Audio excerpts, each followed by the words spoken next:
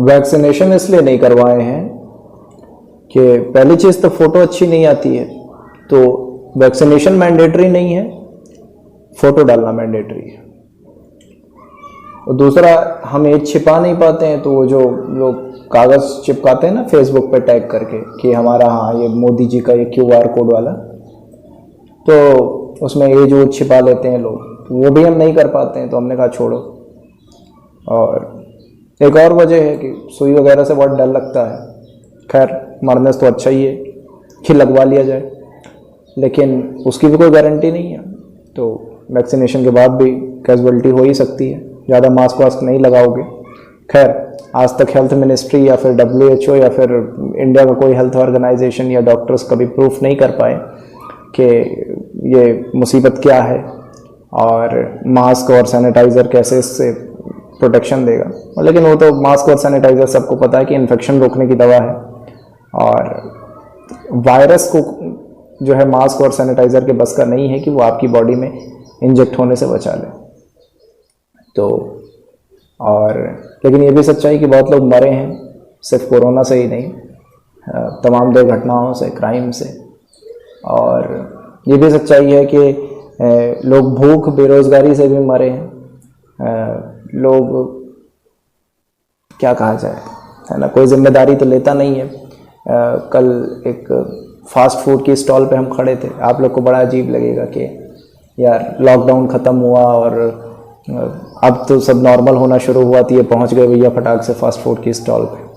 भैया हम भी मनुष्य हैं, कितने दिन जिएंगे नहीं पता है, लेकिन एक चीज़ बहुत साफ़ है कि जितने दिन जिएंगे अपने हिसाब से जिएंगे, अपनी मर्ज़ी से जिएंगे, और जब तक डॉक्टर लिख के ना दे दे कि बेटा अब ये ना खाना, तब तक खाते रहेंगे। तो 2 पुलिस वाले भैया आ गए और कहे कि तुम लोग को समझ में नहीं आता, खुला आज ही से भीड़ लगा लिया। ये वो भीड़ लगाना गलत बात है, वो तो सही है। फिर वो कहे कि अगर कोई मर जाएगा तो कौन जिम्मेदार होगा। तो मेरी बात ये नहीं समझ में आई कि यार उस फास्ट फूड वाले से ये पूछ रहे हैं कि मर जाएगा तो जिम्मेदार कौन होगा। ये बात तो हम भी इनसे पूछ सकते हैं ना कि इतने लोग मर गए, अभी तक जिम्मेदारी कौन ले रहा था। और कितने लोग हर रोज़ बेरोज़गारी से, भूख से, तरह तरह की बीमारियों से, सिर्फ कोरोना ही नहीं है, कितनी जगह ऑक्सीजन नहीं पहुंचा है, कितने लोग, कितने माइग्रेंट्स पैदल चल के मर गए।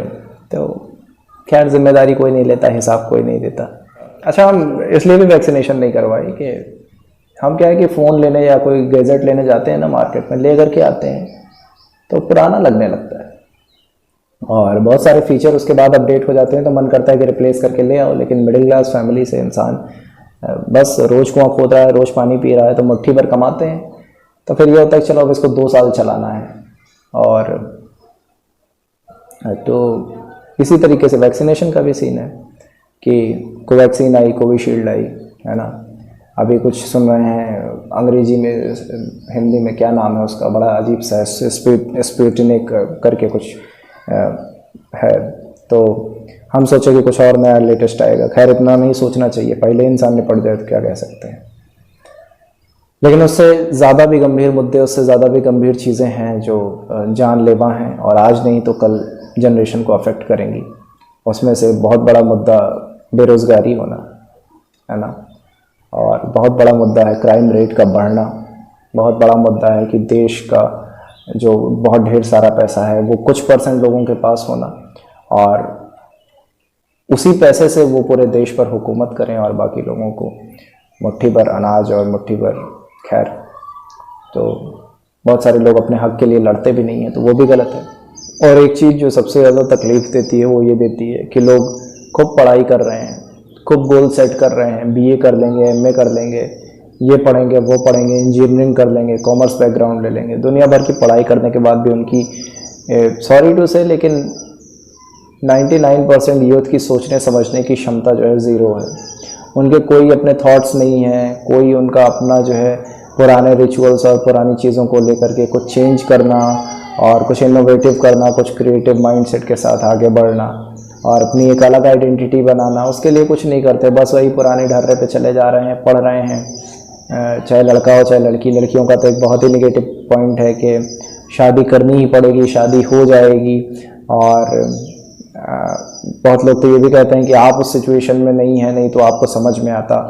तो भाई इन सब चीज़ों से बाहर नहीं निकलोगे तो ब्लेम नहीं, ज़िंदगी भर ब्लेम ही करते रहोगे। और बहुत सारे लोग कोटेशन लिखते हैं कि ये होना चाहिए, ये होना चाहिए। होना क्या चाहिए? बदलने वाले तो हम ही आप हैं ना। और जहाँ पर नहीं झुकना चाहिए वहाँ पर नहीं झुकना चाहिए। तो सिचुएशन हम ही और आपको बदलनी होगी, लेकिन ये थॉट किसी में नहीं है।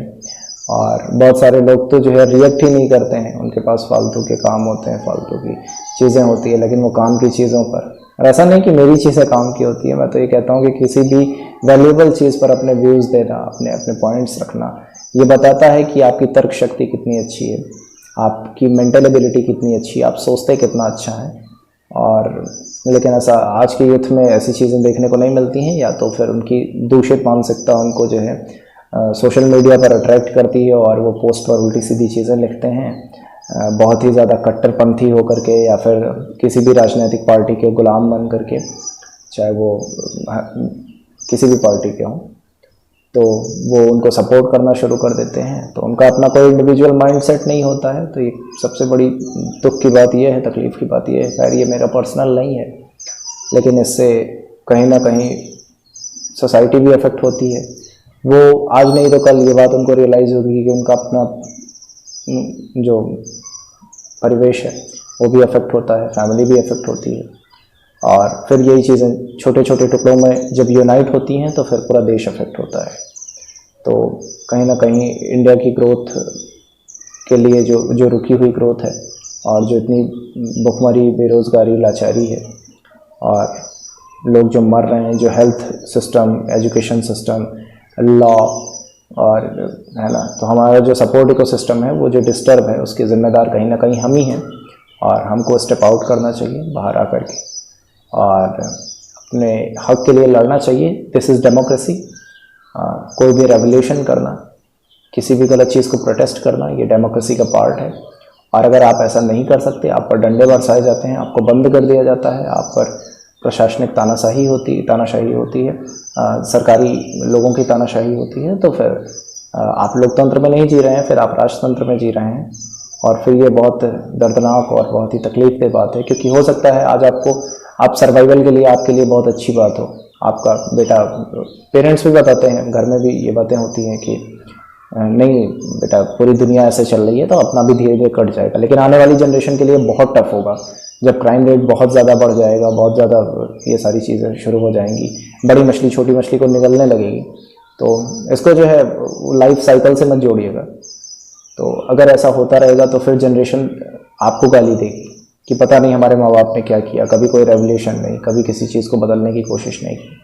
और ये आपके लिए बहुत पेनफुल होगा। एक बार सोचिएगा ज़रूर। और ये वीडियो बाकी कॉमेडी वीडियो की तरह नहीं थी। अगर आपको पॉइंट समझ में आए हों तो रिलीजन से अलग हट करके, और किसी भी पॉलिटिकल पार्टी के लिए जो आपका माइंडसेट है उससे अलग हट करके, पुराने रिचुअल से अलग हट करके, और एक्चुअली हमको कहाँ जाना चाहिए, एक्चुअली हम लोग क्यों इस दुनिया में आए हैं, क्या कमा करके जाना है, क्या चीज़ें छोड़ करके जानी है, ये चीज़ें समझ करके यूनाइट हो करके देश के लिए, समाज के लिए कुछ करने की ज़रूरत है। और ये बात अलग है कि लोग कहते हैं कि पहले अपने लिए कर लेंगे फिर दूसरों के लिए करेंगे। ये आपकी नीयत पे डिपेंड करता है ना। बांट करके भिखारी भी खा लेता है क्योंकि उसकी नीयत होती है ना। और बहुत बड़ी बड़ी फैमिली में देखा है कि लोग भाई भाई को नहीं देते हैं क्योंकि वहाँ नीयत नहीं होती है। तो अगर आपकी नीयत अच्छी है तो घर पे भी ये चीज़ कही जाती है कि नीयत है तो बरकत है। तो ऐसे ही बरकत होनी चाहिए, जो कि अभी नहीं हो रही है। चलिए, वीडियो अच्छा लगा हो, यूज़फुल लगा हो तो लाइक कर दीजिएगा, बहुत ज़्यादा अच्छा लगा हो तो शेयर कर दीजिएगा, नए हो तो सब्सक्राइब कर दीजिएगा।